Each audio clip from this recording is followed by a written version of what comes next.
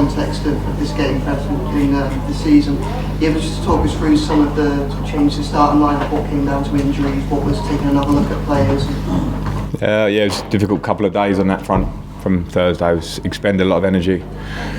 Richarlison was injured going into the Palace game and played with it. Andre Gomes injured, Alan injured, has been for a while. So those three were out. Other players already injured. Some players are on the bench today. Seamus been fighting through stuff for the last month. Been incredible, and he deserves a rest today. Tom Davies comes back after not playing for a very long time.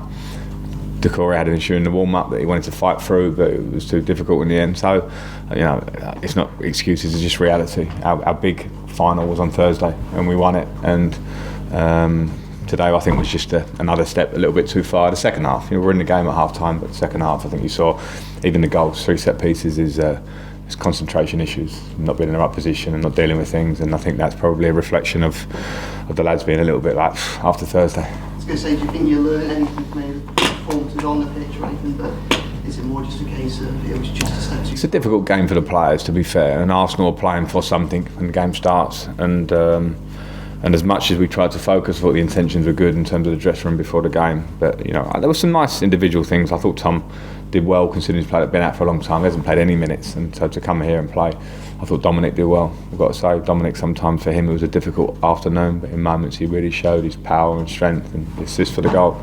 So there were some little cameo bits in there, but I don't think it's anything for me to really stew on too much. The issues for me, the reflections will be on the whole 3.5 months or what since I've been here. And what are those reflections? On those 3.5 months, I mean, it's a longer review for you, but your immediate feeling at the moment is what? Immediate feeling is absolute delight and relief that we kept the club in the league. From the first day I came to the club, when you come mid-season, nobody knows on the outside. And I'm not sitting there just to sort of make a big case for what situation we were in, but confidence was low, form was low in a direction that would have taken us down in terms of results. Injuries have been bad throughout, and that stayed. And my first week, I lost 2 big centre halves. So there were lots of things. So there are things that I can actually say, well, they happened and they were very difficult to fight against. And there are things I can say, well, yeah, we can improve. And the thing when you come in mid-season is you just go game. So you're just trying to find ways to win games and get points. The good thing about reflection and the pre-season now is that we can actually work more on things we want to work on. So it'll be good to reflect a little bit and suck that up and see how we can improve the squad to get better and hopefully not be in this position next year. It has been a very difficult season, Frank.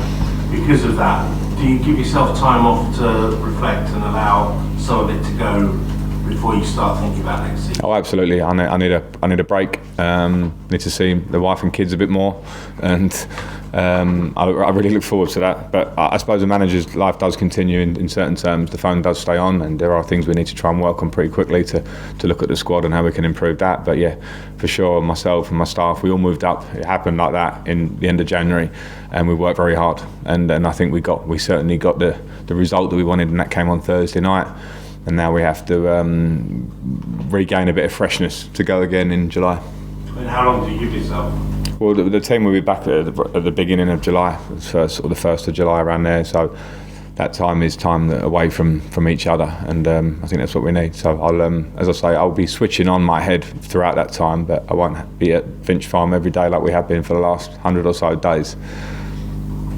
It must have been quite a stressful time in the last few months, probably.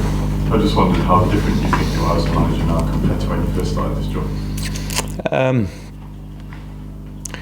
Different. You learn, and I think that the experience of a relegation battle is different to my previous managerial experiences. At Derby, getting to a playoff final, it's different. Chelsea into the Champions League positions.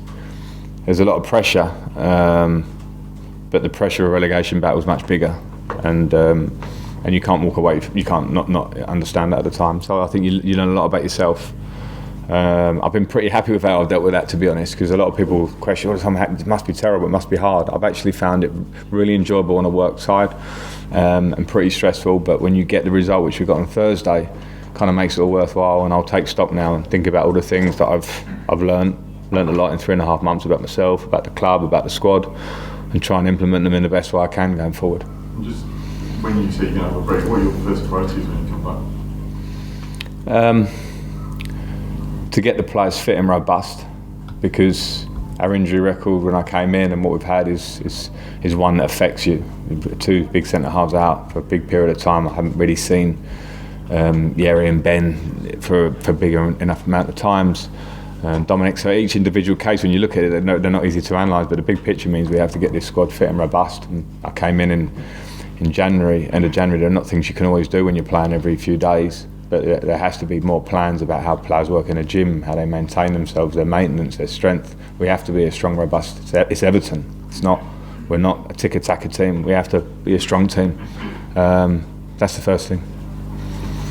There's been reports in the last few days about Burnley and Leeds maybe taking legal action against the club. I know it's not in your remit, but how concerning is that going forward there could be some sort of further punishment?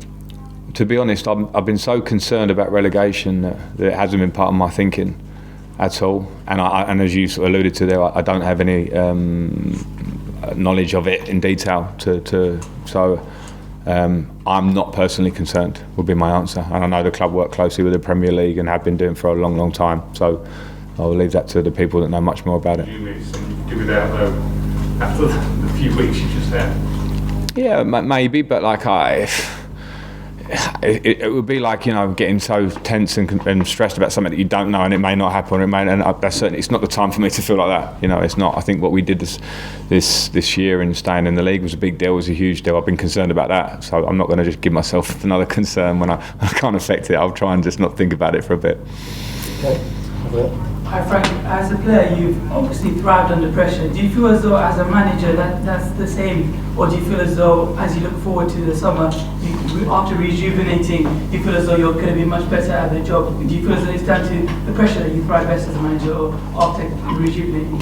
Yeah, I think you do thrive on pressure. I've been in the game a long time, so I always did as a player and as a manager. I've been pretty lucky. I've been pretty successful in my early coaching career to get good opportunities, to actually get good success, relative success I felt at the clubs, and now this was a completely different challenge. So I think every manager learns, even the best. Pep Guardiola and Jurgen Klopp this year will learn a lot about themselves and their players, and I've certainly learned a lot about myself and the players, and the best managers take that in and get better as they go. So we'll certainly try and do that. Okay. We'll just take one more from here. Frank, as a player, you said that enjoy the successes, but you always yearn for the next challenge. You've overcome the first challenge. What is the next challenge for you in this and this squad? To improve in a lot of ways. We want to play. I think the way we've played in the last month has been fantastic. It's been a certain type of football. We've played a lot of big teams who would have more possession, so we had to find a way, and we've been absolutely compact and a counter-attacking threat in a lot of games. We want to try and affect that and look about how we can be a bit better in possession of the ball. Some of that will be the squad and maybe recruitment. Other bits of that will be how we work in pre-season. So I'm already starting to think about those sort of things. You can never stand still, and you can never relax in this game, and the reasons that we are where we are real. The reasons that we just about stayed up are real. I came into that, I'm aware of it now. So we have to affect them, otherwise we possibly can be in this position again. So it's very important that after that break and little rest for everyone, that we get to work really quickly. Okay, thanks everybody. Thanks all, thank you, cheers.